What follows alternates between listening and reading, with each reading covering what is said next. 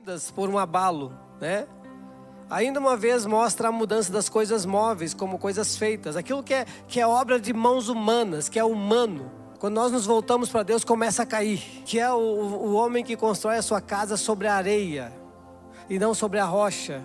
Areia é construção em cima, areia somos nós, os homens, somos feitos de pó. É o pó nós voltaremos. Então, se tu está edificando a tua vida na confiança em homem, isso pode ser abalado. A tua confiança tem que estar no Senhor, que é eterno, na rocha inabalável. Cristo Jesus é a rocha. Quem conhece a Bíblia sabe que Jesus Cristo é a rocha inabalável. Firma os meus, tirou-me de um lamaçal de lodo e colocou meus pés sobre uma rocha. E aí virão as tempestades, vai vir o vento, mas a minha casa espiritual, a minha vida, a minha família não será abalada. Eita, uma quarta profética, nós estamos firmando bem as nossas, estabelecendo bem as nossas verdades. A tua confiança não pode ser nos homens. Maldito é o homem que confia no homem, e bendito é o homem que confia no Senhor. Isso está lá em Jeremias 17. Mas vamos continuar na mensagem. Deus abalando tudo para mostrar a sua glória, o seu poder, para testar os fiéis da terra e para chamar o povo ao arrependimento. Podemos olhar Joel 2:28, um versículo bem conhecido. Joel capítulo 2, versículo 28 diz assim: E há de ser que depois derramarei o meu espírito sobre toda a carne, vós e vossas filhas profetizarão, vossos velhos terão sonhos e vossos jovens terão visões. Depois do quê? O profeta Joel, depois nós vamos estudar um pouquinho mais sobre ele. Deus chamou ele em que Israel estava sendo devorado nas finanças, devorado. Primeiro foi destruída a espiritualidade de Israel. O sacerdócio foi esquecido, o altar do Senhor foi esquecido. Então veio uns tipos de praga, o gafanhoto, eu sempre troco a letra aqui do gafanhoto. Algumas pragas vieram e começaram mosto, chuvas fora do tempo, a destruir tudo em Israel. Veio um exército. E aí Deus fala com Joel e chama o povo a proclamar um jejum, a pregar, os sacerdotes a pregar arrependimento e a clamar dentro da igreja para que Deus poupasse o povo. Então veio uma promessa de restauração. E essa restauração que eu vou deixar mais para o final, porque primeiro eu quero assustar mais você. Mas depois quero falar sobre Joel, quero voltar aqui para dizer. Porque tem o capítulo 9, Mateus 9, 7 e 38. Você pode abrir o Novo Testamento, Mateus 9. Você viu quanta Bíblia estamos lendo? Alguns versículos aí, né? Depois vamos juntar tudo isso e dar uma mensagem. Mateus 9, 37 e 38. O que será que vai dizer lá? Abalo e colheita. 37. Então disse aos seus discípulos: a ceifa é realmente grande, mas poucos são os obreiros. Rogai, pois, ao Senhor da ceifa que mande obreiros para a sua colheita. Outra versão diz: a seara é grande, mas os trabalhadores são poucos. Rogai, pois, ao Senhor da seara que envie trabalhadores para a sua seara. Então aqui tem um segredo de igreja, crescimento da fé, ministerial, nos GCs, na tua vida. O Senhor Jesus aqui está ensinando os discípulos. E ele diz: a seara do Senhor, os campos do Senhor são grandes. Tem campos ainda, tem sementes que não foram plantadas. Tem sementes que já foram plantadas, precisam ser cultivadas. E tem sementes que foram plantadas e já estão prontas para a colheita. Mas não tem trabalhadores para a colheita do Senhor.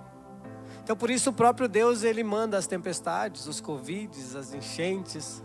Ele manda tudo. E o que eu queria dizer é que o povo aí fora está preparado para ser colhido. Que a vida sem Jesus perdeu a graça. Que se você for olhar as notícias no mundo sobre guerras, elas estão cada vez mais terríveis, né?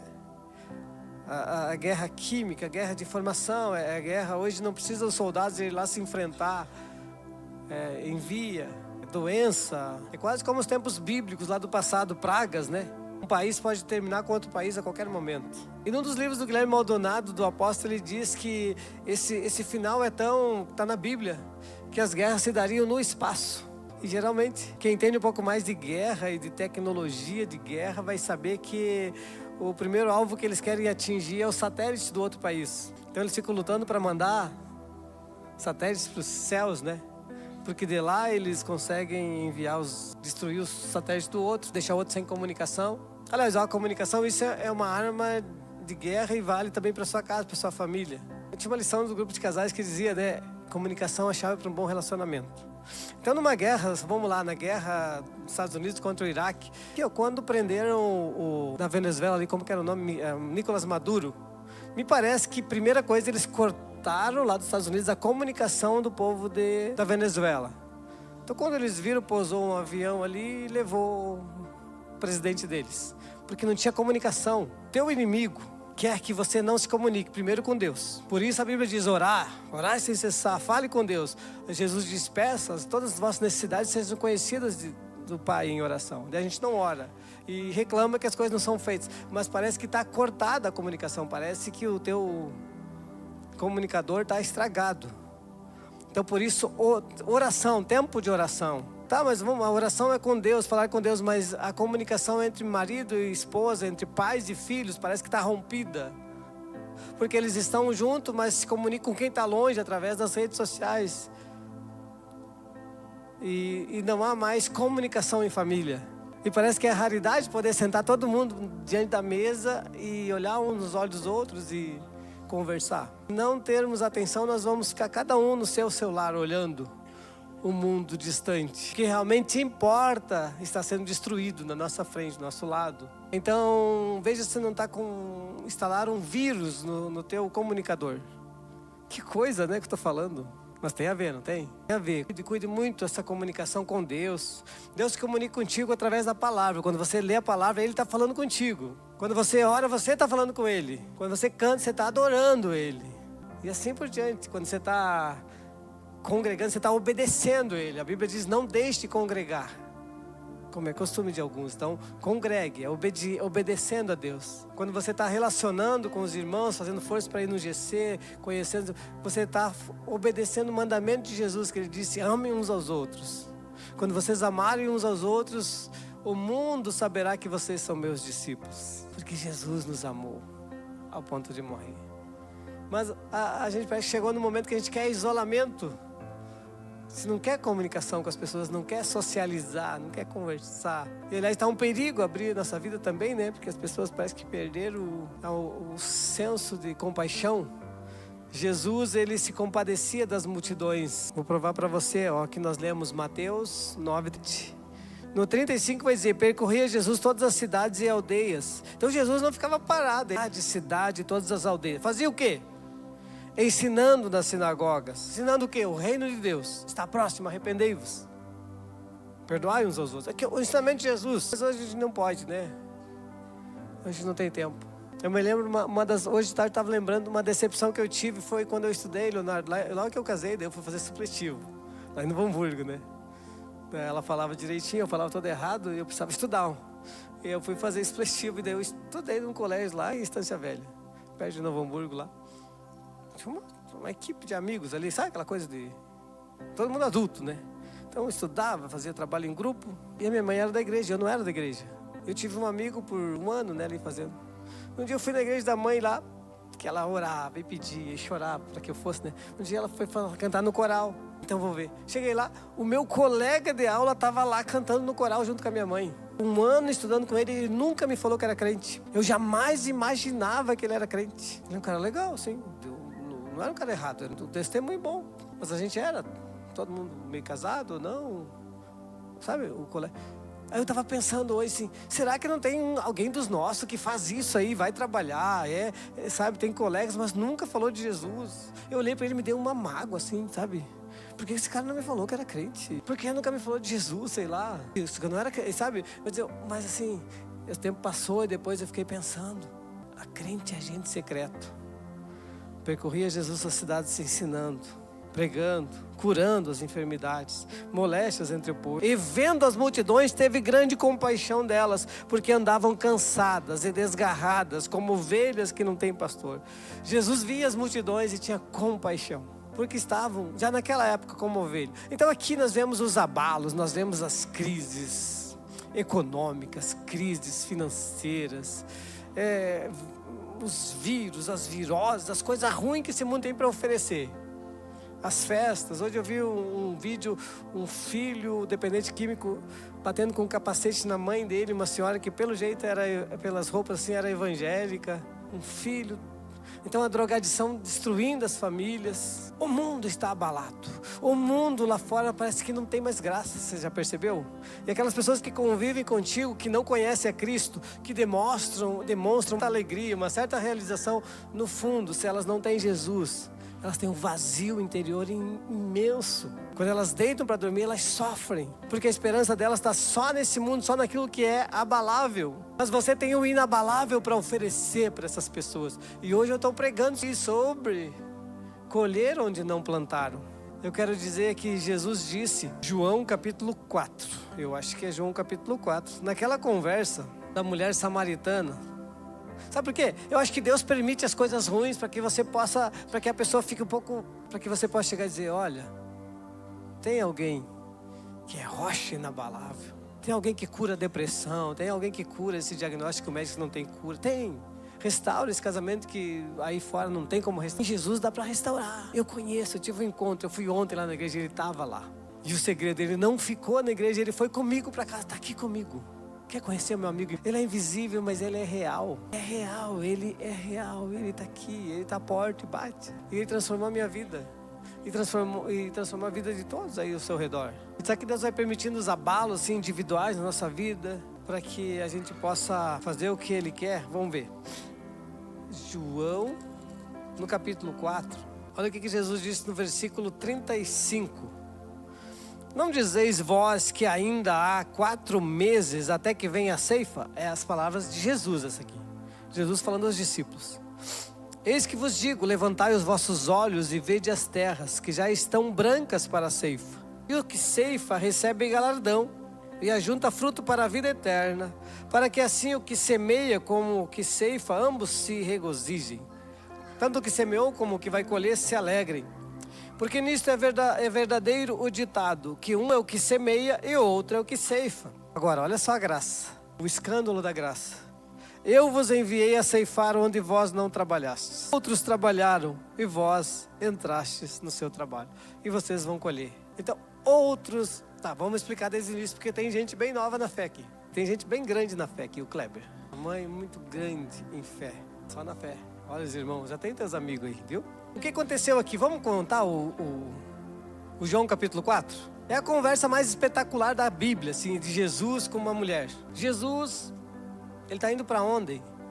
E quando o Senhor foi, pois, para uma cidade de Samaria chamada Sicar, junto da herdade de Jacó, deixou a Judéia e foi outra vez para Galiléia.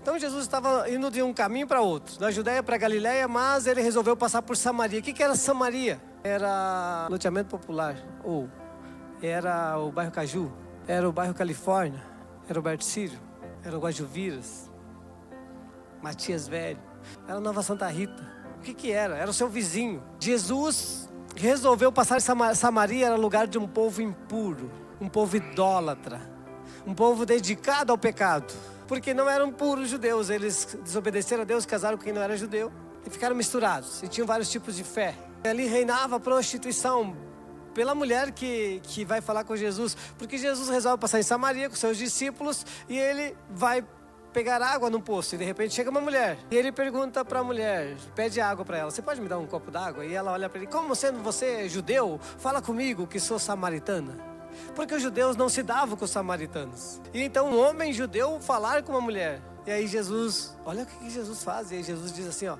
vai chama o teu marido, porque Deus já tinha revelado para ele era Deus, ele sabia que ela era amante de um homem que era casado, que ela já tinha tido 5 relacionamentos e que esse que ela tinha agora não era o marido dela. Então Jesus tem essa conversa e diz, olha, você tem uma sede, mas se você soubesse aquele que te pede água, você me pediria água e eu te daria água viva. Mas aquele que beber da água que eu lhe der nunca terá sede, porque a água que eu lhe der será nele uma fonte de água que salte para a vida eterna. Disse a mulher, Senhor, dá-me dessa água então. Disse Jesus, vai chama o teu marido. Aí começa o que eu já contei. Jesus, porque tivesse 5 maridos e o que agora tem não é teu. Mulher, crê que ela... Aí eu falei a conversa mais incrível, porque essa mulher, cheia de pecado, mas cheia de religião também. Olha, o povo quanto mais pecador, e quanto mais na vida errada, mais religião parece que ele tem, sabia? Mais convicção de religião errada. Porque ela diz para ele, você é judeu, fala comigo. Os legalistas, sabe? Não pode estar falando comigo, está errado, está falando comigo. E outra, vocês dizem que deve adorar lá em Jerusalém. Nossos pais dizem que é aqui que se adora. Qual é o lugar da verdadeira adoração? Qual é o lugar? Qual igreja? Onde eu devo ir? Na família Aba, na Deus e Amor, na Assembleia de Deus, no Universal? Qual é o lugar, Jesus? Qual é o lugar da verdadeira adoração? Versículo 23, ele responde: mas a hora vem, e agora é, em que os verdadeiros adoradores adorarão o Pai em espírito e em verdade, porque o Pai procura os tais que assim o adorem. Deus é espírito e importa que os que o adorem em espírito. Então Jesus diz, não é um lugar físico. Deus é espírito. E a adoração para Deus deve ser em espírito então você precisa adorá-lo. Disse a mulher, eu sei que o Messias vem, chama Cristo, vem quando ele vier, nos anunciará tudo isso. Daí ela tem um pensamento judeu aqui. Eles esperam Cristo até hoje. O Messias, eles não reconhecem que Jesus Cristo era o Messias. Daí Jesus diz para ela, eu sou. Versículo 26. Estou lendo João 4, 26. Eu sou contigo, eu sou o Messias. E nisto vieram os seus discípulos e maravilharam. Assim, se maravilharam, quer dizer, se escandalizaram de que estivesse falando com uma mulher. Todavia, nenhum lhes disse, que perguntas ou por que fala com ela? Deixou, pois, a mulher o seu cântaro e foi à cidade e disse àqueles homens, vinde, vede um homem que me disse tudo quanto tenho feito, porventura não é este o Cristo? Saíram, pois, da cidade e foram ter com ele. E entrando os seus discípulos disseram, Rabi, come. Ele, porém, disse, uma comida tenho para comer, vós não conheceis. Então os discípulos diziam, o que? Trouxe ele alguma coisa? Os discípulos estavam com Jesus, não entendiam nada que ele estava falando. Tem gente na igreja que não entende nada, porque as coisas espirituais se discernem espiritualmente. Jesus disse, a minha comida é fazer a vontade daquele que me enviou, a realizar a sua obra. Então ele disse, mestre, nós buscamos almoço, vamos almoçar? Ele disse, não, eu tenho outra comida. Minha comida consiste em fazer a vontade do meu Pai. Nós estamos no meio de Samaria, dos impuros. Para vocês são impuros, para os judeus são impuros. Eu estou dizendo, levante os olhos e veja os campos. Aí eu imagino assim uma multidão, porque é o que a Bíblia vai dizer, uma multidão de samaritanos descendo, de gente impura, de gente pecador, como aquela mulher, de gente idólatra, de gente de religião. E aí Jesus disse para eles, parem de olhar para o pão que vocês vão comer agora. Levante os olhos e vejam, os campos estão prontos para a colheita. Sabe, que momento era esse? Momento que eles viviam tristeza, sofrimento, dor, imoralidade. Porque pecado não traz felicidade. É uma alegria momentânea, no outro dia a culpa, o julgamento.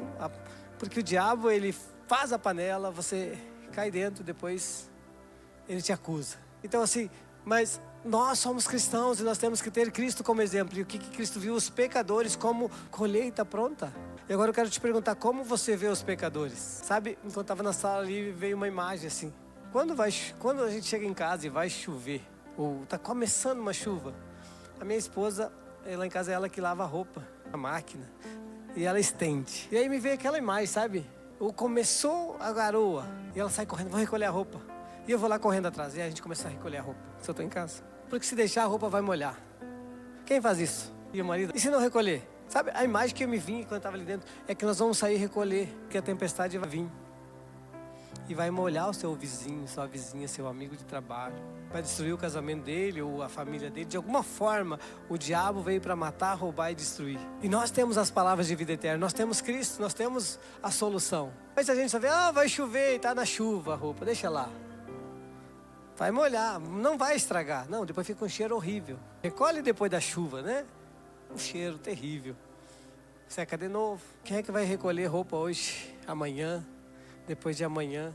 Será que o pessoal está entendendo o que é? Estou falando de almas. Jesus estava falando de planta, um semear. Alguém já plantou a palavra, morreu. A semente, quando vai na terra, ela morre. Então alguém um dia convidou para ir na igreja, a pessoa disse, não gosto de crente. Eu também disse isso. Mas esse plantou a semente, ela entrou e morreu. Mas aí outro foi lá e regou, deu um testemunho. Sabia que meu tio foi curado? Lá na minha igreja, você está regando a planta que alguém plantou. Assim é o reino de Deus.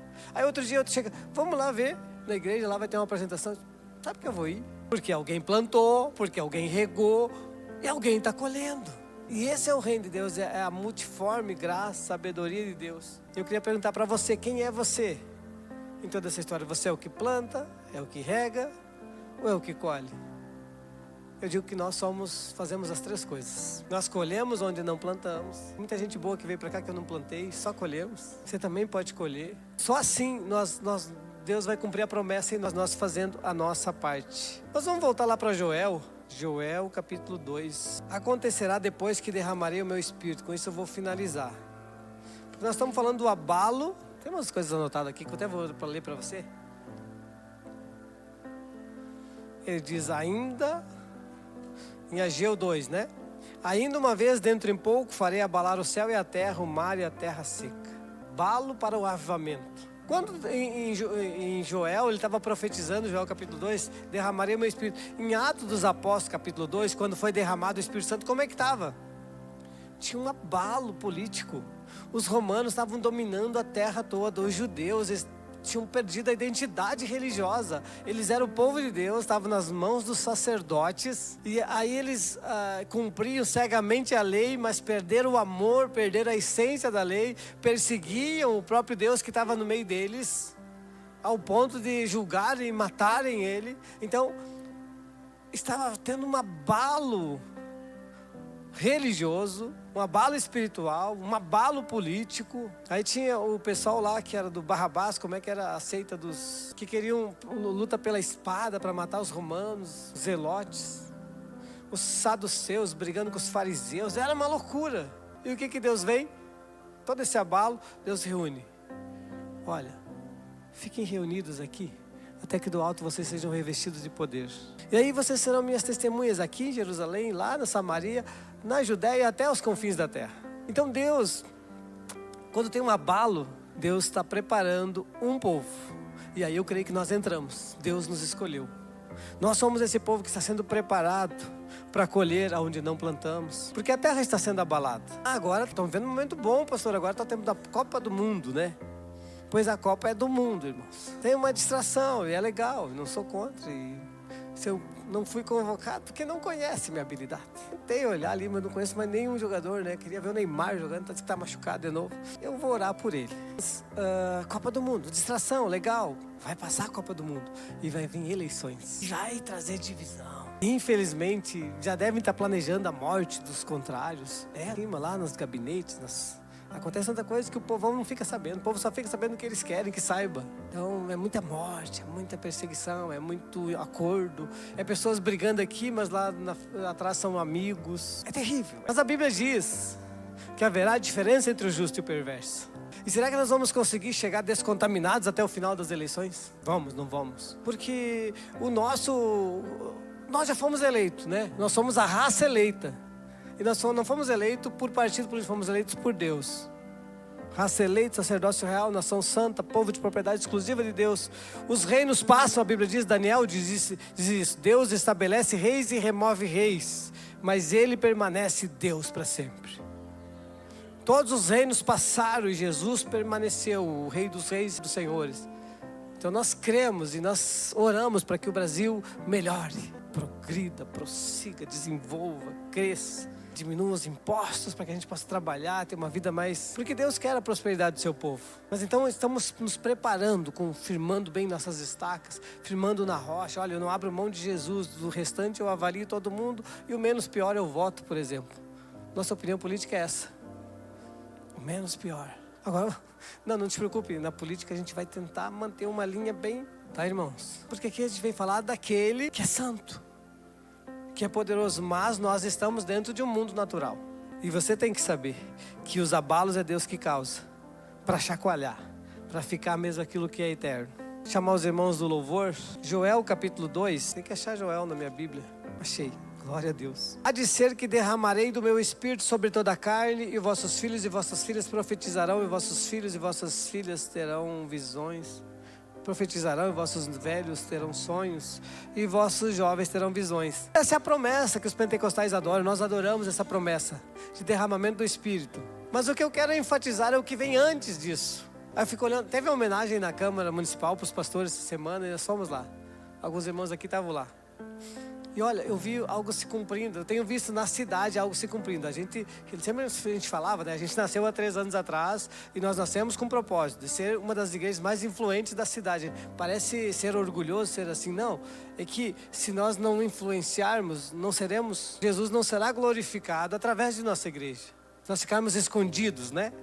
E realmente, pessoal, em todos os eventos, na Marcha para Jesus, nos eventos que está tendo, a Páscoa, convite para o Natal, nós já somos uma das igrejas mais influentes de Nova Santa Rita. E isso parecia ser um milagre quando pedíamos.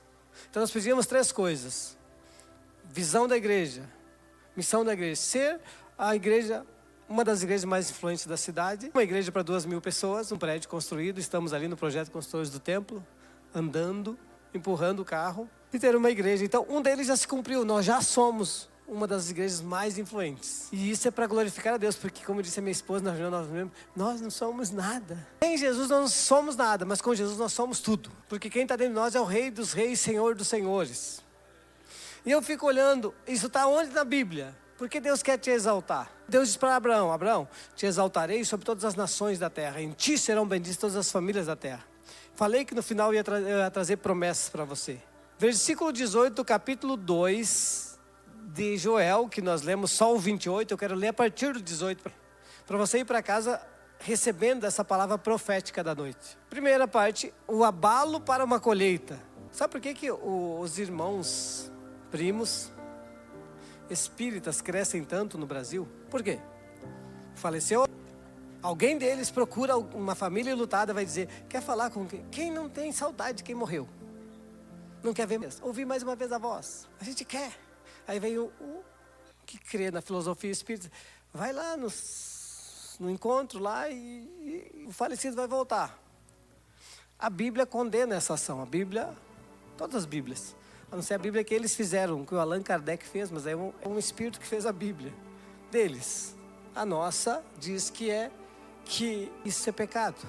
Não estou falando de outras igrejas, estou falando que por que eles crescem tanto no Brasil? Porque eles vão até os enlutados. Uma das coisas que eles fazem é isso, a promessa. Então as pessoas vão lá para ver, e aí entra no engano, e aí ficam ali. Eles fazem boas ações e fazem muita obra social, parabéns. Talvez façam muito mais que os evangélicos. Não mais que nós, porque a gente está criando um instituto, tá? Nós vamos fazer muita obra social. Para ser influente tem que fazer obra social. Não pode fazer só espiritual, tem que ser social também. Tá? Mas eles crescem porque eles, em meio tempo, usam as oportunidades. Agora os evangélicos que têm a verdade, têm o caminho, a verdade e a vida, eles não falam, eles se encolhem. Eles não, vou dar um bom testemunho, eles vão ver o meu proceder, um dia vão querer saber quem eu sou, o livro que eu leio, e daí eu vou levar na igreja. É para ontem, irmão. Chamar para a fé é para ontem. Jesus disse, eu morri, agora vão e pregam o evangelho a toda criatura. Quem crer e for batizado será salvo, quem não crer já está condenado. Os sinais, ele prometeu, os sinais vão acompanhar vocês que creem. Em meu nome expelirão demônios, falarão novas línguas. Está animado a falar? Ah, mas não te preocupa, os testemunhos de Jeová batem nas portas, todo domingo de manhã. E não é só nos feriados, eu vejo eles. Não, tipo, os mormons estão trabalhando. Não, o cristão quer uma confraternização e um louvorzão. Para se reunir na igreja para julgar uns aos outros. Não, na maioria das igrejas antigas é assim. Ah, não veio com uma roupa tão boa, ah, não sei o quê. Olha lá, aqui a gente vem buscar o Senhor, entregar para o Senhor, ouvir uma palavra que nos anima, ir lá para fora e fazer a diferença lá fora. Nós não temos que ser o diferentão aqui dentro, tem que ser o diferentão lá fora. Aquele que faz lá fora. Amém? Olha a promessa. Eles haviam pecado, então estavam perdendo as coisas. Estavam entrando num estado que parece que os crentes estão agora. Os que não creem estão passando por umas lutas terríveis. Mas aí ele proclamou um santo jejum. Eles se arrependeram, eles oraram, eles buscaram o Senhor. E aí começa no 18, para nós chegar no 28, para ter o Espírito Santo. Porque eu não entendo como é que alguns são cheios do Espírito Santo, mas não vivem isso daqui. Versículo 18, então o Senhor se mostrou zeloso da sua terra e compadeceu-se do seu povo. Lembra que Jesus no Novo Testamento se compadecia das multidões e multiplicava o pão e curava os enfermos. Ele resolvia o problema das pessoas. E no 18, então o Senhor se mostrou zeloso da sua terra, compadeceu-se do seu povo. O Senhor respondendo disse ao seu povo. Coloque-se em pé, igreja, que eu vou ler tudo isso aqui como palavra profética para a tua vida. Para você receber isso. E o Senhor respondendo disse ao seu povo, e esse aqui é para a família Aba: eis que vos envio o trigo, o mosto e o azeite, e deles serei fartos. Agora nós estamos eliminando o espírito da escassez, a fome, a miséria, a pobreza. Então, quem vai fazer isso? Deus vai fazer. Ele prometeu para o seu povo. Então, nós somos o seu povo nos dias de hoje. Nós já entendemos, já ouvimos uma palavra dura, abalo. Deus está abalando as coisas, porque Deus quer nos abençoar para mostrar nós para o mundo. Para que o mundo olhe para você e veja que teu Deus é bom. Que é melhor que o Deus dos fulanos, dos ciclanos. Porque há uma competição de falsos deuses com o verdadeiro. E o Senhor respondendo disse: eis que vos envio o trigo, o mosto, o azeite, e dele serei fartos, e vos não entregarei mais ao vergonha entre os não crentes. É o pobre entre os gentios. O pobre é vergonha, e gentios é os que não são cristãos. Não vos entregarei mais ao vergonha entre os gentios, mas removerei para longe de vós o exército do norte, que era o exército que estava oprimindo, que é o teu concorrente, que é o teu chefe ruim, que não te promove, que não te dá aumento. Vai remover, e lançá-lo-ei em uma terra seca e deserta, e a sua frente para o mar oriental, e a sua retaguarda para o mar ocidental. Vai isolar eles numa ilha, e subirá o seu mau cheiro, e subirá a sua podridão, porque fez grandes coisas, fez coisas más ao meu povo. Então, o Senhor está entrando com justiça aqui também. Não temas, ó terra, regozija-te, alegra-te, porque o Senhor fez grandes coisas. Não, tem uma promessa até para os teus animais, cavalo, quem tem boi, cavalo, animais, cachorros. Não temais animais do campo, porque os pastos do deserto reverdecerão, porque o arvoredo dará o seu fruto, a vide e a figueira darão a sua força. E vós, filhas de Sião, regozijai-vos, alegrai-vos no Senhor vosso Deus, porque Ele vos dará em justa medida a chuva temporã, fará descer a chuva no primeiro mês, a chuva seródia. Isso aqui porque estão falando de tempestades, que vai destruir as plantações. Mas para o crente, para o povo de Deus, está dizendo que vai vir a chuva seródia, que vai vir a chuva temporã. Sabe aquela chuva temporã, aquela fora do tempo, que vem. Mas a chuva seródia é aquela chuvinha, tem momentos que precisa de chuva forte para molhar a terra, para que você plante. Mas depois da planta nascida, precisa de uma chuva seródia, uma chuva boa, que vai regar os campos. E é isso que Deus está prometendo, no versículo 23. E as eiras se encherão de trigo, os lagares transbordarão de mosto e de azeite. Versículo 25, para alguém que perdeu aqui. E restituir-vos-ei os anos que comeu o gafanhoto, a lagosta, o pulgão, a lagarta, o meu grande exército que enviei contra vós. Meu Deus, está falando aqui, ó, o povo dele, sabe, no início vai dizer, o que escapou do gafanhoto, a locusta e o pulgão comeram. Depois que escapou disso, a lagarta veio e comeu. E o povo entrou em crise financeira. E aqui Deus está dizendo, restituir-vos-ei tudo que foi roubado de você. E comereis abundantemente, e vos fartareis, e louvareis o nome do Senhor vosso Deus, que procedeu para convosco maravilhosamente. E o meu povo nunca mais será envergonhado. Aleluia! Glória a Deus! Você acha que Deus tem prazer de que você seja envergonhado? De que chegue a fatura do cartão que você não possa pagar, de que você tenha dívidas, de que você passe necessidades. Deus não tem prazer nisso. O que Deus está dizendo? Comereis abundantemente, vos fartareis, louvar-vos-ei o nome do Senhor vosso Deus, que procedeu convosco maravilhosamente. E o meu povo nunca mais será envergonhado. E vós sabereis que eu estou no meio de Israel, e que eu sou o Senhor vosso Deus. Quer dizer, eu estou no meio da tua família, eu sou o teu Deus. É isso que Deus dizia, eu quero que todos os povos da terra saibam que eu sou o teu Deus, que eu estou provendo para você. Você deixa Deus cuidar de você? Ou você confia no seu próprio braço? Essa questão, entregue teu caminho ao Senhor, confie nele e o mais ele fará. Aleluia! E sabereis que eu estou no meio de Israel, que eu estou no meio da igreja, a família Abba, e que eu sou o Senhor vosso Deus, e que não há outro, e o meu povo nunca mais será envergonhado. Aqui Deus estava falando de restauração financeira, de restauração moral, espiritual. E aí depois ele vai dizendo no 28, e há de ser depois disso que derramarei do meu espírito sobre toda a carne. Nós não pedimos a restauração das outras coisas, nós só queremos o espírito. E nós aprendemos a cantar, Senhor, não quero mais nada, só quero a tua presença. E Deus te ouve e é fiel para contigo. Só que tu só quer mesmo só a presença? Porque é legal, mas um dia eu preguei sobre pedir e o irmão tocou. Hoje eu não vou te pedir nada. Tem dias que tu só quer a presença, mas tem dias que tu... Uma vez eu fui no culto, irmão, eu tinha que trabalhava em Canoas, e eu não tinha passagem para outro dia, e não tinha carro. E para ir de bicicleta em Canoas, só quem tinha coragem. E eu fui orar, e o irmão disse, quem tu quer? Eu quero que Deus providencie para que amanhã eu vá trabalhar. Eu já tive nessa vida.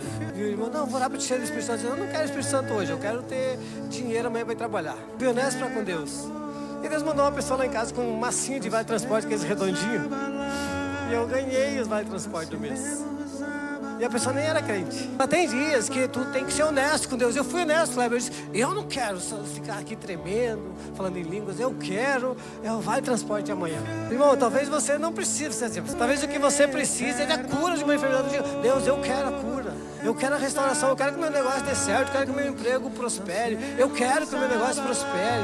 Eu quero, Senhor. E aí o que Deus diz? Olha, vão saber que eu sou teu Deus e que eu provi para você. Quer? Ele levanta a mão. E ele vai louvar agora, ele vai louvar. Inimigos cairão, meu Deus é mais forte, tudo ele pode, mas outro nome não há. Nosso Deus é mais forte, tudo ele pode. Já vai cair por terra. Ei, a escassez vai embora, os demônios.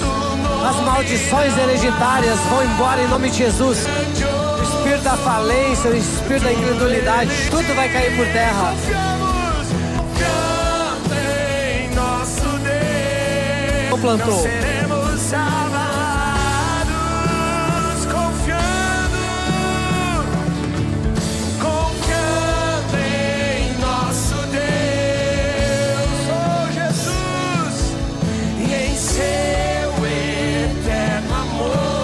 Obrigado porque a promessa do Senhor de derrota para os nossos inimigos, para aqueles que nos perseguem. Nós entregamos para o Senhor. Nós queremos em nome de Jesus que haja diferença que a Bíblia promete entre o justo e o perverso. Somos justificados pelo sangue de Jesus. Queremos crescer, Pai, queremos representar o Senhor na terra. Queremos olhar os campos e por fé ver que estão prontos para a colheita. No nome santo de Jesus. Obrigado pela restauração dessa noite nas nossas vidas, amém e amém. Glória a Deus. No tempo da oferta, dízimos, votos, primícias, a seara é grande, mas os trabalhadores são poucos. Há uma diferença, entre seguidores e discípulos de Jesus. Aqueles que são discípulos carregam cruz, carregam o peso, dividem o fardo e carregam o reino nas costas, empurram o reino, sustentam o reino. E a esses Deus dá, sem medida. Deus abençoa aquele que sustenta o reino de Deus. Você tem uma aliança com Deus, então Deus vai prosperar você. Deus tem compromisso com aqueles que têm compromisso com Ele. Então chegou o tempo, durante esse próximo louvor, você pode enviar ali pelo QR Code sua oferta, seu dízimo, sua primícia, seu voto, como o Senhor colocar no teu coração. Não vou ficar fazendo apelo aqui porque você já sabe, já foi ensinado. Daqui uns dias a mais nós vamos dar um cursinho de finanças também, o pessoal quer viver finanças sobrenaturais, aprender mais. Agora vamos ofertar com alegria em nome de Jesus.